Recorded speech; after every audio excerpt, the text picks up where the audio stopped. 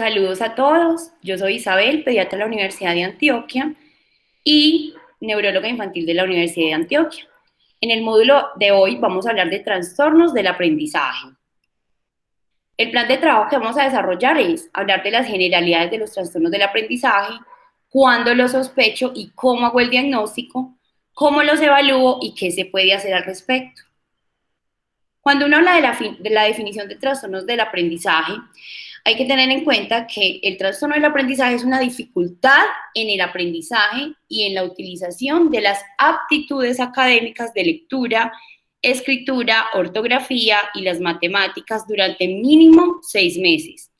Muy importante, se debe ver afectado el rendimiento escolar por lo anterior y no hay una discapacidad intelectual o trastornos visuales o auditivos que nos expliquen esta dificultad.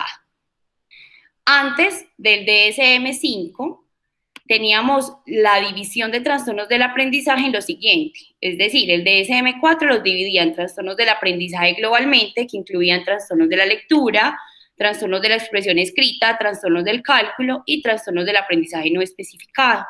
Sin embargo, con el DSM-5, estos subgrupos se quitaron y se dejaron todos en un solo grupo grande, que es trastorno específico del aprendizaje. Sin embargo, para fines prácticos, para que entendamos y sepamos diagnosticarlos, no los vamos a hablar todos como un grupo global, sino que vamos a hablar de cada uno para aprender a identificarlos.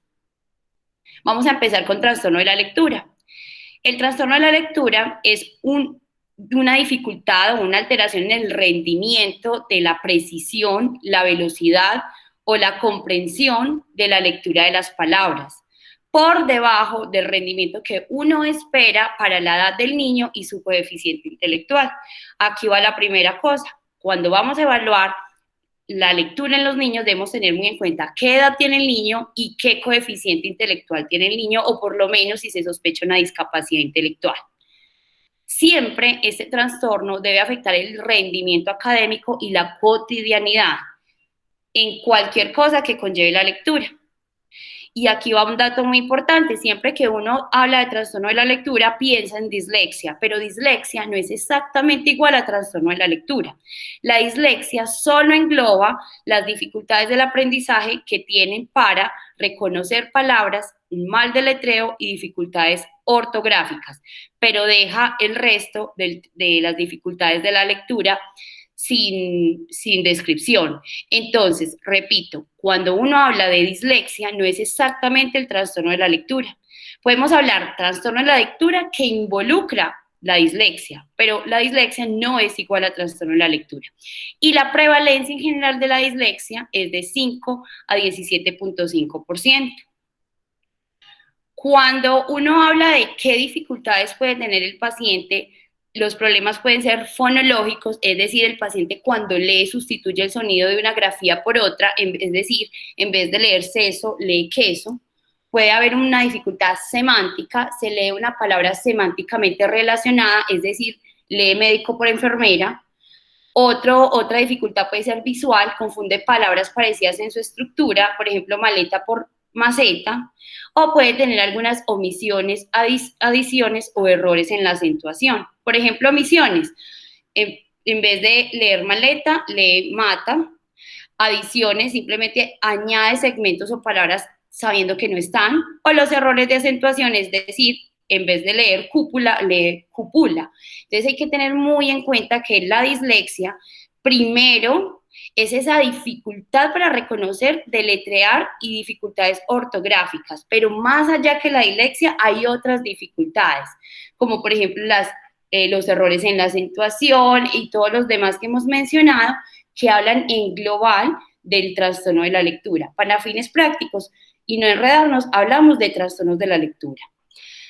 ¿En qué consisten esos trastornos de la lectura? Hay un circuito lector que tiene 3 zonas: la corteza parietal posterior, que es la de la estructura fonológica; la corteza occipitotemporal, que es identificación de la visual de la palabra, la área de Broca, que es la área frontal, que es la parte motora, y la capacidad atencional, que también requerimos de esa parte frontal que atienda a lo que está leyendo. Entonces hay que tener en cuenta que no es solamente un área visual, sino todo ese conjunto de estructura fonológica, identificar y entender lo que estamos leyendo. ¿Cómo vamos a evaluar esto en consulta?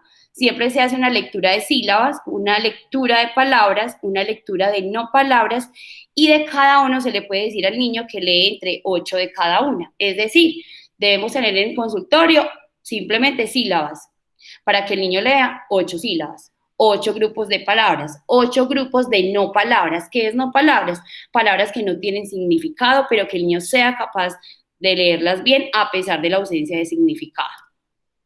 ¿Qué voy a sospechar yo? Cuando el niño está simplemente leyendo, hay una discordancia entre habilidades de lectura y nivel de inteligencia. Son lectores muy lentos, con dificultades con el deletreo. Hay poca precisión sin fluidez ni comprensión. Hay retraso o demora en el desarrollo del lenguaje. Hay problemas con sonidos de palabras, confunden palabras que suenan parecido. Hay dificultades en el lenguaje expresivo, mala pronunciación, vacilaciones. Hay dificultades para aprender letras del alfabeto y nombres de los números, y hay dificultades similares en padres y hermanos. Es decir, tú pones a leer o el médico pone a leer al niño las sílabas y las palabras y vamos a ver que son lentos, que se demoran, que no son fluidos, que confunden algunas palabras, que no pronuncian bien. Y muy importante, cuando termine de leer, ojalá cuando le pongamos a leer frases, se le debe preguntar si las comprendió, porque eso también va dentro del trastorno de la lectura, la ausencia de comprensión de aquello que leyeron. El diagnóstico, entonces, si nos vamos para los criterios, el criterio A es un rendimiento en la lectura, es decir, una alteración en la precisión, la velocidad o la comprensión de la lectura, que se sitúa por debajo de lo esperado en función de la edad cronológica, del cociente de inteligencia y de la escolaridad.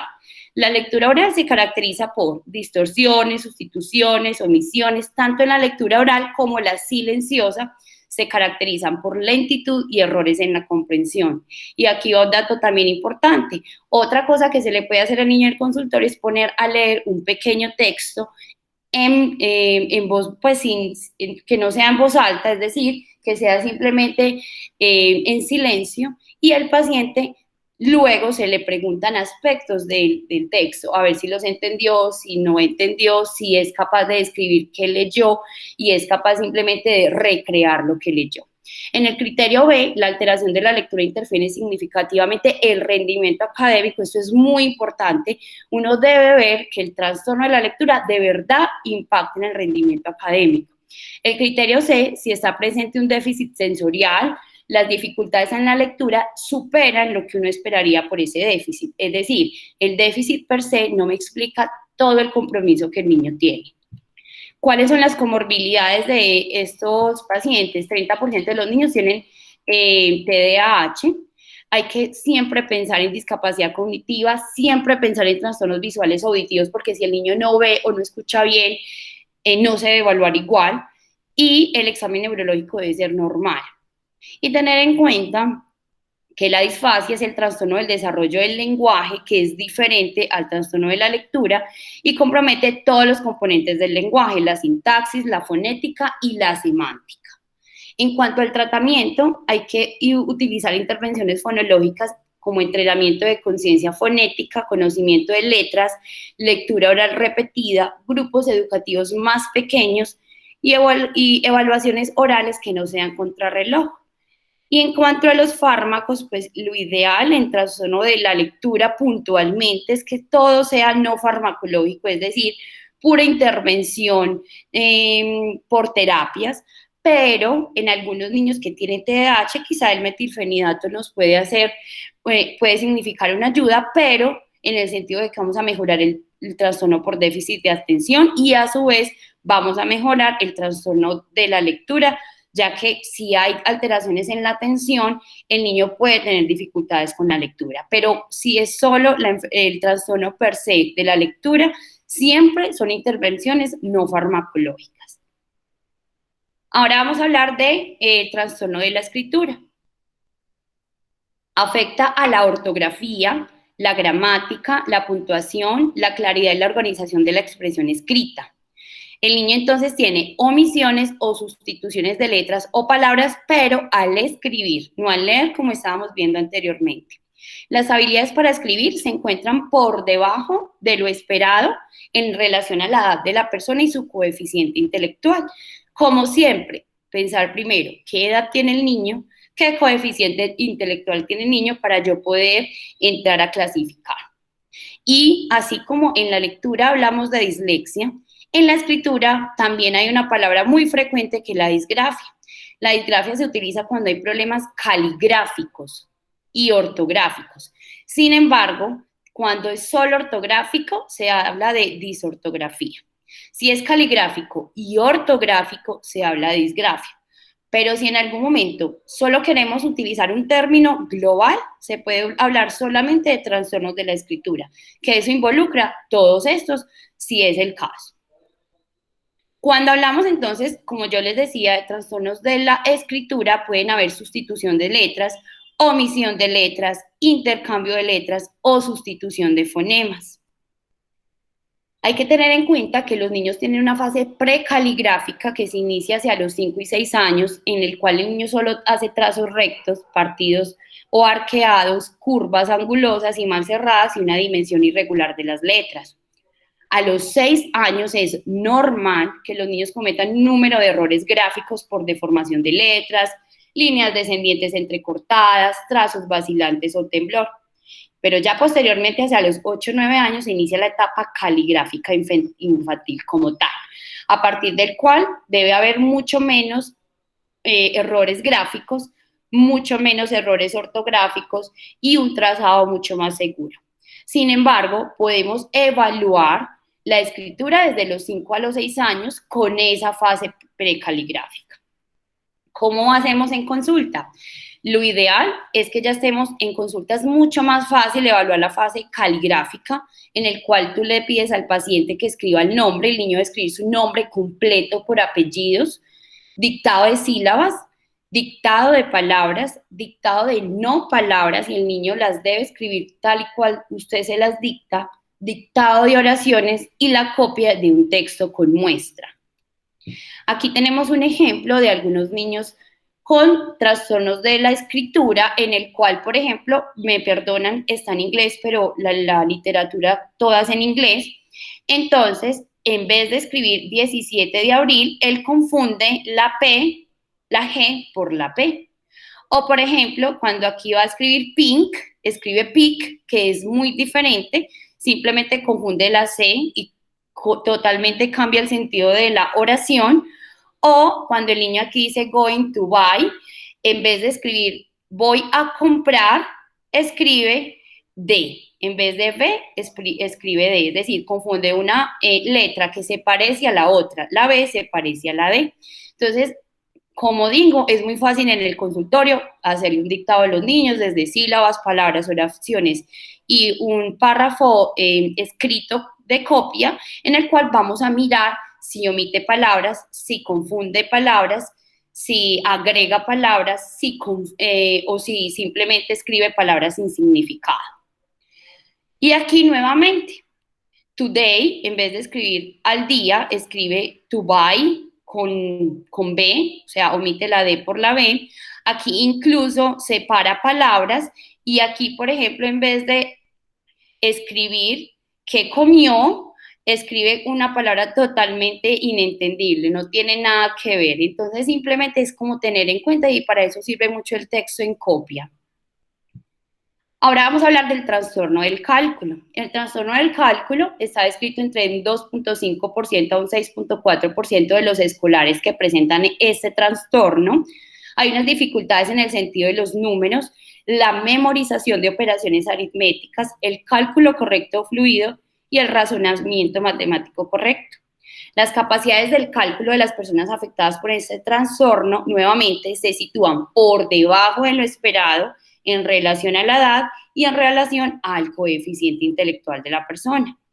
Nuevamente, así como ya habíamos hablado de disgrafia en el trastorno de la escritura y de dislexia en el trastorno de la lectura, aquí hay otra palabra importante, la discalculia. La discalculia son los problemas de procesamiento de la información numérica, aprendizaje de operaciones aritméticas y el cálculo correcto o fluido, así como la acalculia, que ya no son unos problemas, sino una completa pérdida de la habilidad en el procesamiento de la información numérica, el aprendizaje de operaciones y el cálculo correcto o fluido. Sin embargo, como pasa en las anteriores, la discalculia no es igual a trastorno del cálculo. El trastorno del cálculo incluye la discalculia, pero no es exclusivamente discalculia. ¿Por qué? Porque además de discalculia, el niño también puede tener dificultades para memorizar puntualmente, para la escritura puntualmente o para la gráfica puntualmente de algunos números. Entonces, si vamos a ser francos, lo ideal es no hablar solo de discalculia, sino globalmente de trastornos del cálculo, para no dejar de lado otras dificultades. ¿Cuáles son los errores más frecuentes en niños con discalculia? Ellos pueden tener dificultades o errores espaciales, es decir, dificultad para colocar las cantidades en columnas, visual, dificultades a leer signos aritméticos. Es muy frecuente que el niño olvida poner el punto decimal, se le olvida si es más o menos, si es multiplicación o división. Procedimental es omisión o adición de algún paso en el procedimiento aritmético, es decir, aplica una regla de un proceso aritmético en otra, es muy frecuente. La parte, el tipo grafomotor, el error grafomotor, que es esa dificultad para formar los números de manera apropiada, entonces simplemente escribe al revés los números, por ejemplo. El juicio son errores que conllevan a resultados imposibles, tales como cuando el resultado de una subtracción es mayor que un minuendo, es decir, el niño no cae en cuenta de que estaba haciendo una suma, pero terminó haciendo una resta. Memoria, problemas para recordar las tablas de multiplicar, y perseveración, dificultad para cambiar de tarea o repetición de un mismo número.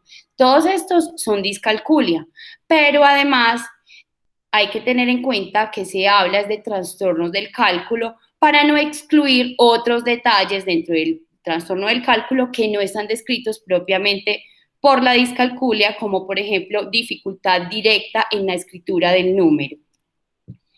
Fisiología, para hablar un poquito, se ha encontrado que mediante técnicas de neuroimagen hay circuitos neuronales del procesamiento numérico que se localizan principalmente en el lóbulo parietal, y hay otras regiones cerebrales como la corteza prefrontal, la parte posterior del lóbulo temporal, la corteza cingulada y regiones subcorticales involucradas en toda la parte del aprendizaje del cálculo. En consulta, ¿cómo debemos hacer? Lectura de números, muy fácil. El niño debe leer números con orden creciente de dificultad. Es decir, arrancan leyendo el 1, el 2, pero suben a 200, a 300 o 400, dependiendo de la edad del niño. Se le debe hacer un dictado de cantidades, es decir, se le dicta un número, el 2, el 3, el 20, el 40, el 600. Se le debe hacer en cuanto al cálculo una serie directa de 1 e ir sumando sucesivamente 3 hasta llegar a 30, es decir, 3, 6, 9, para que el niño vaya sumando de 3 en 3, o la serie inversa, que es de 30 hacia abajo, 30, 27, y que el niño llegue hasta 3, dependiendo de la edad. Y el cálculo mental y el cálculo escrito. ¿Cuál es el cálculo mental? Decirle, ¿cuánto es 7 por 4? Y el cálculo escrito es ponerle unas sumas, unas restas, unas divisiones. Uno siempre le pregunta, más o menos en qué año está, ya sabe sumar por cuántas cifras, y simplemente se le hace un ejercicio en la consulta corto. ¿Qué podemos encontrar? Que los niños hacen símbolos, escriben los símbolos al revés o rotados, que los dígitos aparecen con apariencia similar, los confunden, por ejemplo, el 6 con el 9, el 3 con el 8, que hay dificultad en el reconocimiento y uso de símbolos para los 4 tipos de operaciones aritméticas básicas, que hay dificultad para copiar números o figuras geométricas o reproducirlos de memoria, y que hay dificultad para escribir o leer el valor correcto de un número que tiene 2 o más dígitos. Aquí tenemos unos ejemplos. Entonces simplemente se les dice al niño que escriba 10 dígitos.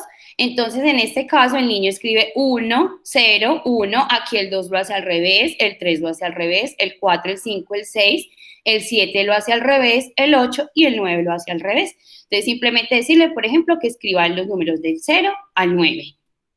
Aquí hace una resta mal hecha, aquí hace un dictado de números también mal hechos, nuevamente acá igual, y cuando se le pide que sume, el paciente realmente hace algo que parece una resta, pero igual tampoco le da, entonces simplemente estos son los ejercicios básicos que ponemos en consulta.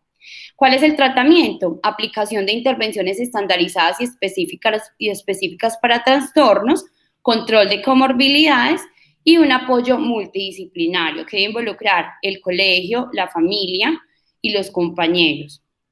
La gravedad de estos trastornos se puede dividir en leve, moderado o grave. La leve es que el individuo puede compensar o funcionar bien cuando recibe una adaptación específica. El moderado es cuando hay dificultades notables con las aptitudes de aprendizaje en una o más áreas académicas y que requiere un franco apoyo. Y grave, que incluso con cualquier tipo de método el individuo puede no ser capaz de realizar con eficacia todas las actividades a pesar de que se le ofrezca un apoyo adecuado y una adaptación de las condiciones. Eso era todo. Aquí les dejo unas referencias que pueden consultar y que son como fáciles para el médico en su diario vivir. Muchas gracias.